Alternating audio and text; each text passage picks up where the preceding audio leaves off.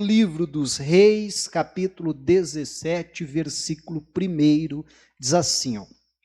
Então Elias, o tisbita, dos moradores de Gileade, disse a Acabe: vive o Senhor, Deus de Israel, perante cuja face estou, que nestes anos nem orvalho, nem chuva haverá, senão segundo a minha palavra. Quer dizer, até que eu fale ao contrário para que a chuva venha. 2. Depois veio a ele a palavra do Senhor dizendo: vai-te daqui e vira-te para o oriente, e esconde-te junto ao ribeiro de Querite, que está diante do Jordão. E há de ser que beberás do ribeiro, e eu tenho ordenado aos corvos que, presta atenção, ó, ali te sustentem. Foi, pois, e fez conforme a palavra do Senhor. Porque foi e habitou junto ao ribeiro de Querite, que está diante do Jordão. E os corvos lhe traziam pão e carne pela manhã, como também pão e carne à noite, e bebia do ribeiro. Até aí tá bom para a gente, daqui a pouco a gente vai ler um pouquinho mais aqui desse texto, mas para a gente não ler tudo, a leitura ficar muito extensa, vamos até aí. E a gente vai extraindo aqui alguns ensinamentos e aí vamos em frente no entendimento. Hoje eu quero falar, baseado nesse texto, nessa palavra aqui, sobre 5 princípios que nós precisamos praticar na nossa vida para vivermos então a vontade de Deus e para vivermos os milagres que Deus ele quer para a nossa vida.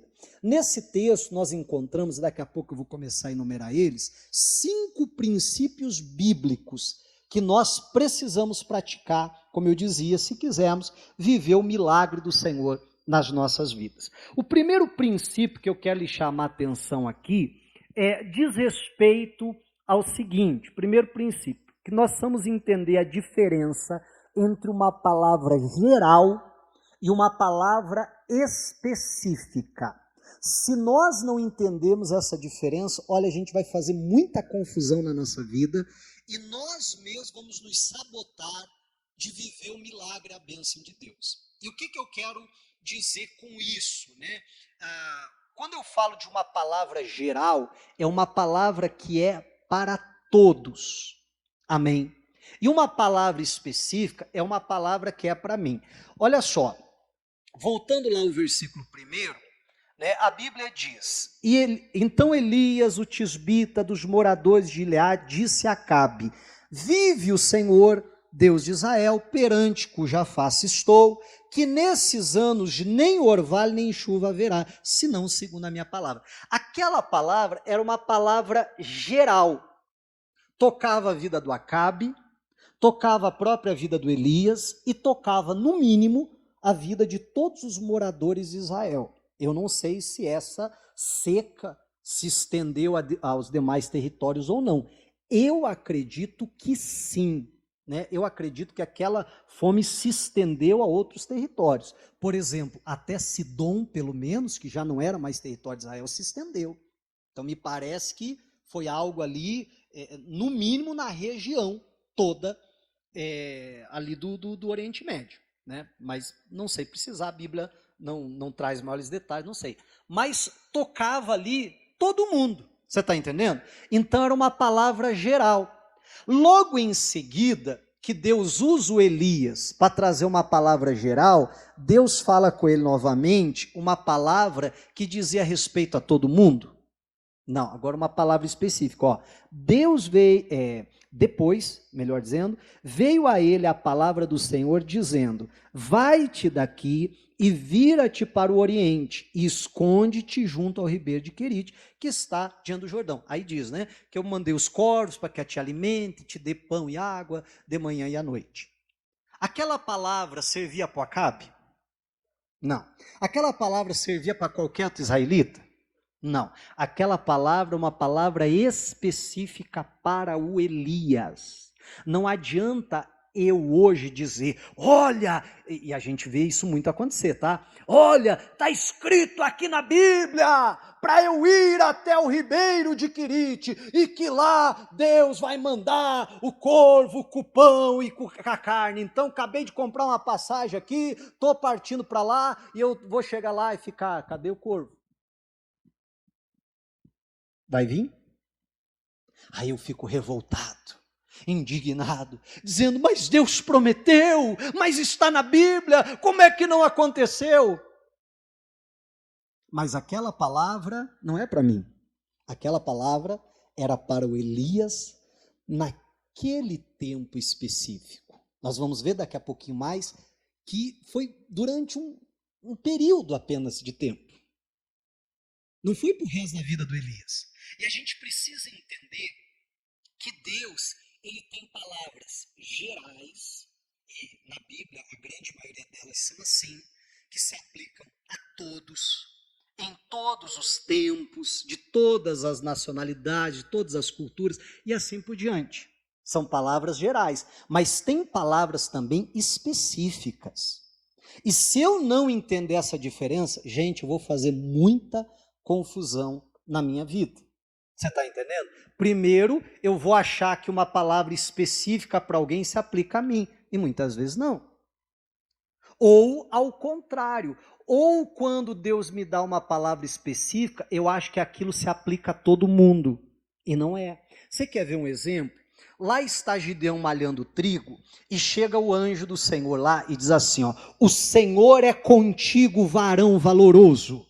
Eu te pergunto, era uma palavra específica ou geral? O Senhor é contigo. Era uma palavra só para ele.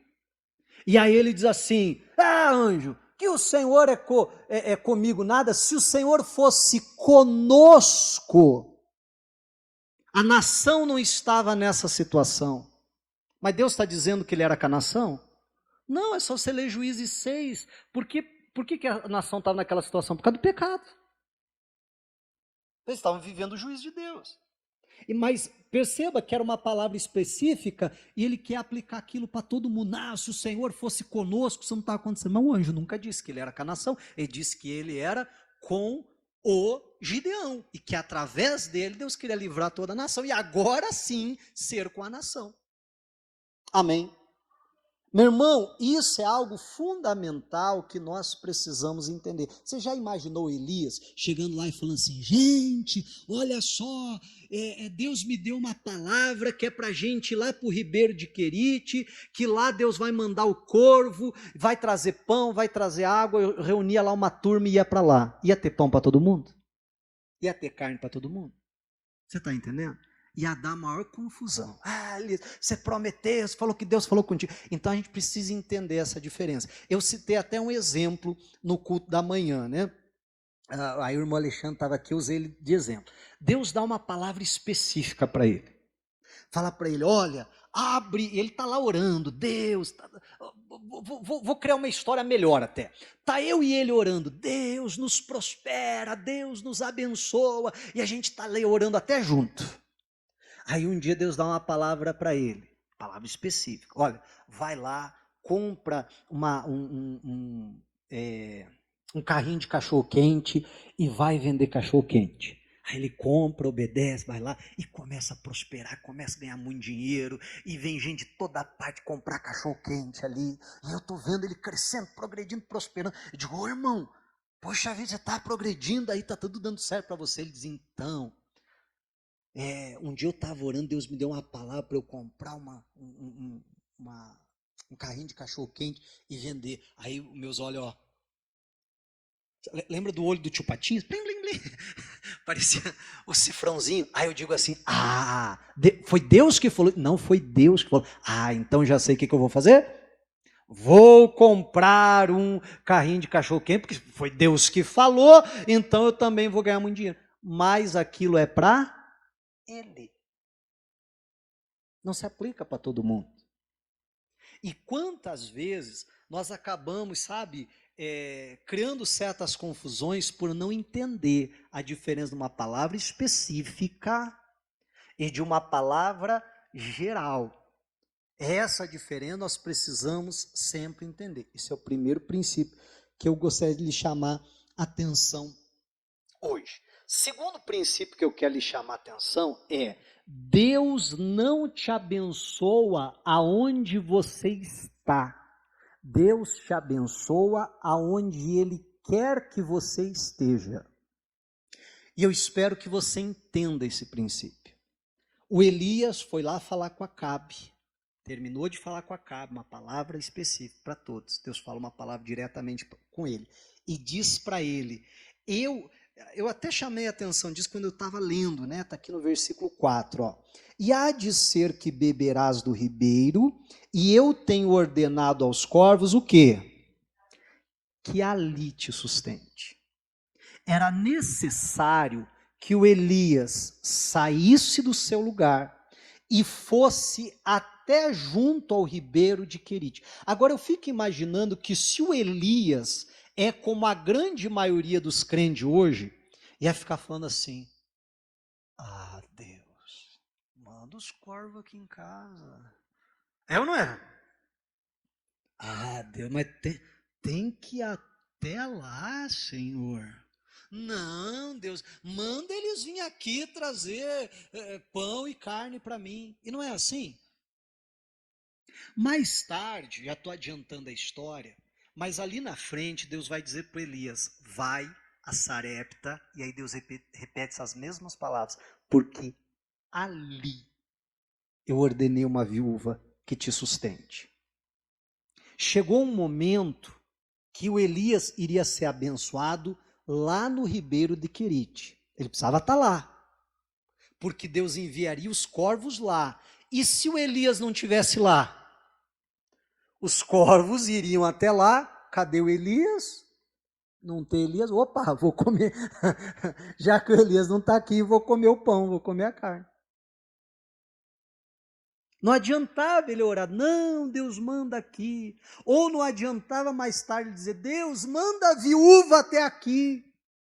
E tem muita gente que age justamente dessa forma, porque não quer sair da sua zona de conforto.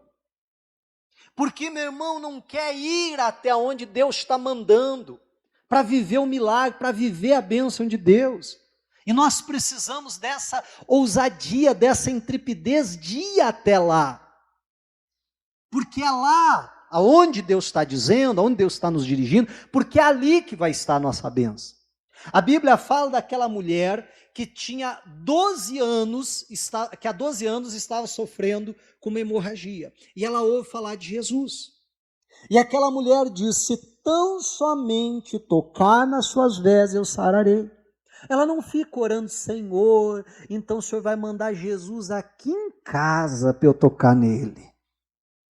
E não tem muito crente orando assim?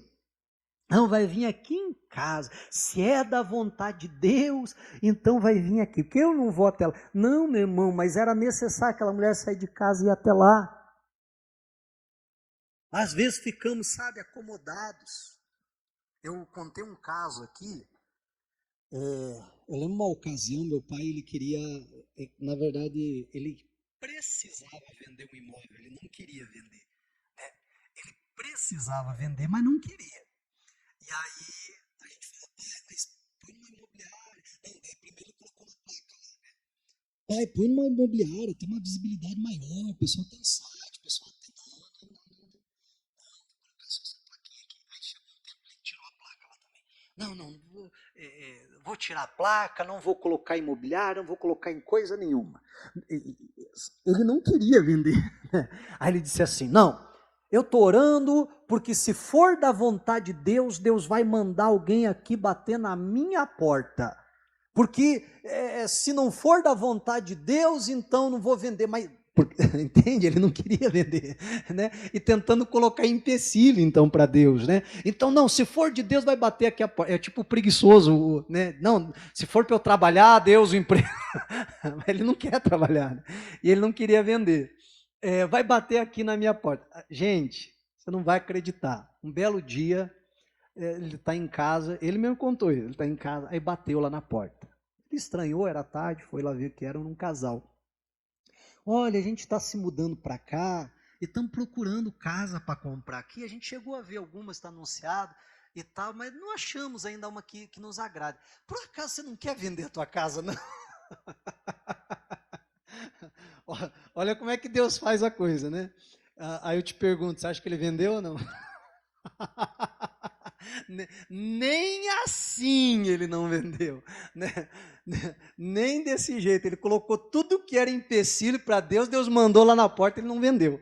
Né? E a gente não pode ser assim, porque se nós quisermos a bênção de Deus, a gente tem que estar aonde Deus nos dirigiu, aonde Deus quer que a gente esteja. Olha que engraçado, né?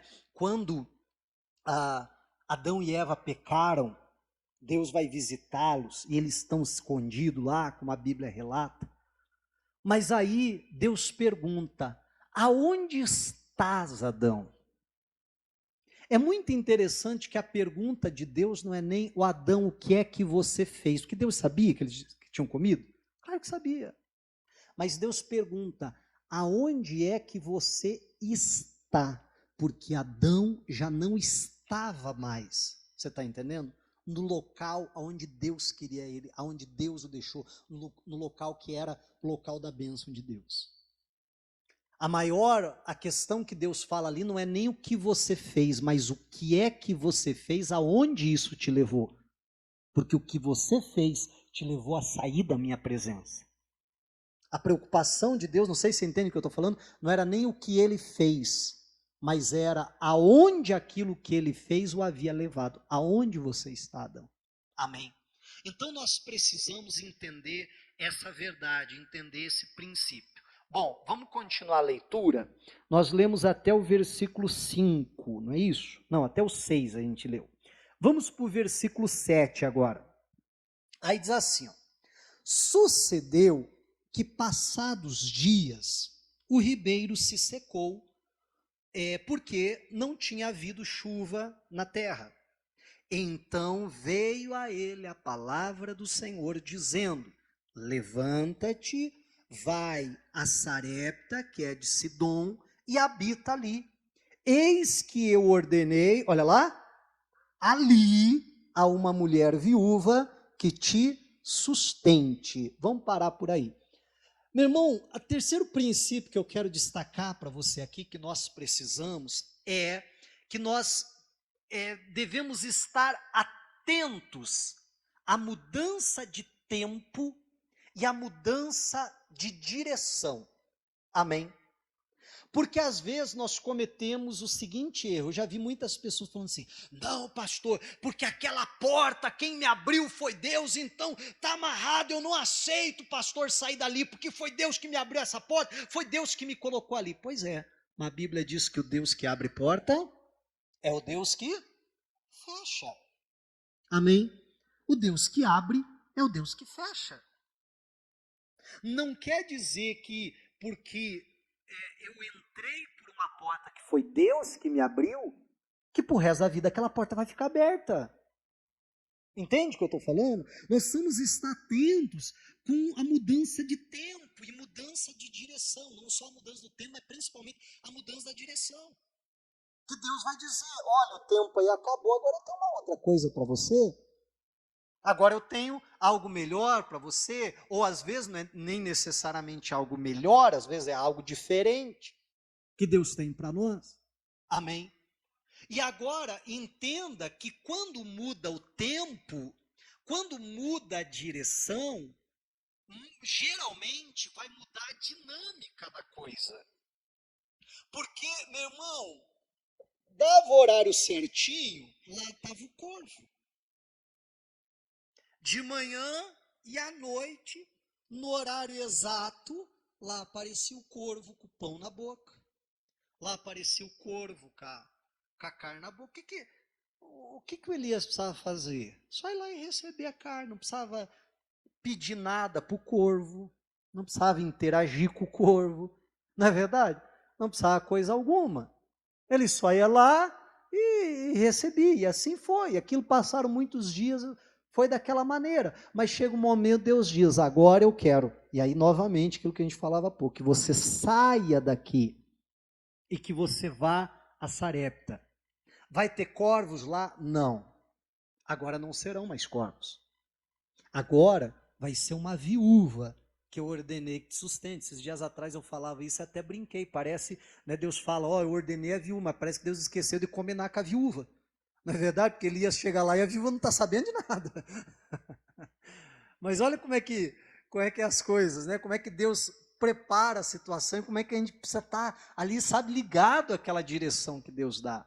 E agora Elias precisa levantar o acampamento e ir até Sarepta. E agora a dinâmica vai mudar. Porque agora ele vai ter que convencer a uma mulher viúva, a gente já vai ler, mas eu acho que você conhece a história, que estava ali para comer a última refeição, ela e o filho, e ele vai precisar dizer, você vai fazer do jeito que você está falando, mas vai fazer primeiro para mim. Ô meu irmão, vamos falar a verdade, receber da boca do corvo lá, pão e carne era mais fácil, não era? Era muito mais fácil. Mas nós precisamos estar atentos com a mudança de tempo, com a mudança de direção, e que muitas vezes vai mudar, na grande maioria das vezes, vai mudar a dinâmica da coisa. E nós vamos muitas vezes precisar nos reinventar até mesmo. Eu dava o exemplo aqui no outro culto, a respeito de Noé. Noé, ele passa muito tempo construindo a arca. Alguns falam em 100 anos, eu antigamente falava também, mas não me parece, analisando ali a Bíblia, não me parece que ele passou todo esse tempo. De quando Deus falou com ele, veio a chuva, se passou esse período ali, né? Porque o relato que Deus faz é quando ele tinha 500, depois ele já tinha 600. Mas não acredito que ele passou todo esse tempo construindo. Mas é óbvio que passou muito tempo construindo. Anos ali construindo, guardando mantimento e tal, como Deus ordenou. Eu acho que não foi os 100, né? Mas foi um tempo considerável. E aí, quando está tudo pronto, tudo construído, Deus dá ordem. Entra tu e a tua casa na arca. Eles entram. São os únicos que são salvos daquele dilúvio mundial. E todos morrem, só eles. Se não fosse aquela arca ali, eles teriam a mesma sorte de toda o restante da humanidade. Teriam morrido também. Então eles estão ali na arca, poxa vida, construindo cada parafuso, cada prego, cada tábua, tudo isso aqui foi a gente que construiu, isso aqui que nos salvou. E eles passam um pouco menos de um ano dentro daquela arca, que foi o período que levou o dilúvio ali, até as águas baixarem e tal, você pega lá e fazendo as contas, mais ou menos isso, quase um ano. Aí chega um momento que Deus diz para o Noé, sai tu e a tua casa da arca. Amém? Agora você já parou para pensar que ele gastou muito mais tempo construindo a arca do que morando nela? Amém? Um tempo muito maior construindo a arca do que morando nela. E às vezes a gente está construindo algo e tem um projeto grande, isso aqui vai ser uma bênção, poxa vida, eu vou desfrutar, e aí quando termina está pronto, agora eu vou entrar nisso aqui, e aqui vai para o resto da vida. Não é assim? Porque eu passei tanto tempo para construir isso, eu passei tanto tempo para chegar aqui onde eu queria, e aí a gente entra ali e acha que vai ficar ali para o resto da vida. E daqui a pouco vem Deus e diz, sai tu e a tua casa da arca. Amém? Eu fico imaginando se não havia um apego muito grande sentimental deles por aquela arca. Primeiro que eles sabiam, se não fosse essa arca a gente estava morto. Amém? Então tem toda uma questão ali emocional. Nós que construímos, gastamos muito tempo, foi um investimento muito grande e tal, isso. Será que não é bom a gente ficar aqui um pouco? Não, mas Deus mandou sair. Aí quando ele sai da arca, meu irmão, tem o mundo inteiro, literalmente, para eles, que Deus está entregando a eles. Mas já imaginou eles dizendo assim, não, isso aqui foi muito esforço, isso aqui foi muito trabalho, eu não vou sair daqui não. Não, eu vou desfrutar disso aqui mais tempo. Queriam perder algo muito maior que Deus tinha. E vamos falar a verdade, quantas vezes não é isso que a gente faz? E a gente precisa entender, meu irmão, estar atento para a mudança de tempo, para as mudanças de estação, se é que você me entende, de Deus, para as mudanças de direção que Deus dá. E que às vezes para a gente não vai fazer sentido. Mas que a gente precisa, em nome de Jesus Cristo, não, Deus está falando, eu vou fazer. Bom, e aí a gente chega no quarto ponto, né? Vamos só continuar a leitura aqui, mas é decorrência disso. Versículo 10. Então ele se levantou e foi a Sarepta. E chegando à porta da cidade, eis que estava ali uma mulher viúva apanhando lenha. E ele a chamou e lhe disse: traze-me, peço-te, uma vasilha, ou melhor, numa vasilha, um pouco de água que beba. E indo ela a buscá-la, ele a chamou e lhe disse: traze-me agora também um bocado de pão na tua mão. Eu fico imaginando que ele chega ali na cidade, olha para um lado, olha para o outro, desolação, miséria. Meu irmão, a seca está ali, a fome está ali. E aí ele está vendo uma viúva ali vindo, com os gravetos debaixo do braço. Ih, Senhor, será que é essa viúva aí? Não tá aparecendo, né? Mas será que é essa? Eu acho que ele faz um teste. Ele diz, eu acho que eu vou pedir um pouco de água para ver se é ela. Porque, meu irmão, né, pedir água no meio de uma seca daquela, a pessoa tem que ter boa vontade para dar para um desconhecido. Porque eu chamava atenção para esse fato de manhã, meu irmão Elias até então não era conhecido. Ele não tinha status de profeta. A gente acabou de ler o versículo 1, sequer a Bíblia o chama de profeta até então. A Bíblia diz que disse Elias, o tisbita, um dos moradores de Gileade. Um cidadão qualquer, um cidadão comum, mas que ali Deus estava o levantando como profeta. Mas ele não era conhecido da nação ainda. Você está entendendo? Não é assim, chegou o profeta Elias, então de correr. Não, era um desconhecido. Era alguém, um estrangeiro, um viajante que está chegando ali e pedindo um copo d'água. A mulher teve boa vontade. Tá bom, espera um pouquinho que eu vou lá buscar. Eu acho que com essa atitude dela, ele diz, é essa mesma. Amém? É essa viúva que Deus preparou. Ele diz, então você é mais ousado. Faz o seguinte, então aproveita que você está indo buscar e já traz um pedaço de bolo, um pedaço de pão, né, para mim comer. E aí olha o que acontece. Porém, ela disse, vive o Senhor teu Deus, que nem um bolo tenho, senão somente um punhado de farinha numa panela e um pouco de azeite numa botija. E vês aqui, apanhei 2 cavacos e vou prepará-lo para mim e para meu filho. Para o quê? Para que o comamos e morramos. E Elias lhe disse, não temas, vai e faze conforme a tua palavra, porém faze disso primeiro para mim um bolo pequeno e trazei-mo para fora. Depois farás para ti e para teu filho, porque assim diz o Senhor, o Deus de Israel, a farinha da panela não se acabará e o azeite da botija não faltará até o dia em que o Senhor dê chuva sobre a terra. Amém. Meu irmão, quarto ponto que eu quero lhe chamar a atenção, quarto princípio que nós precisamos crer na direção que Deus nos deu. Porque a gente muitas vezes, quando Deus nos dá uma direção, a gente acha que vai chegar lá e vai ser tudo fácil, vai ser tudo lindo, vai ser tudo maravilhoso. Não é assim? Né? A gente cria uma expectativa, não, foi Deus que está me abrindo aquela porta, foi Deus que está me mandando para lá, eu estou seguindo essa direção de Deus, vai chegar lá e vai ter tapete vermelho, e vai ter tudo, vai estar tudo pronto.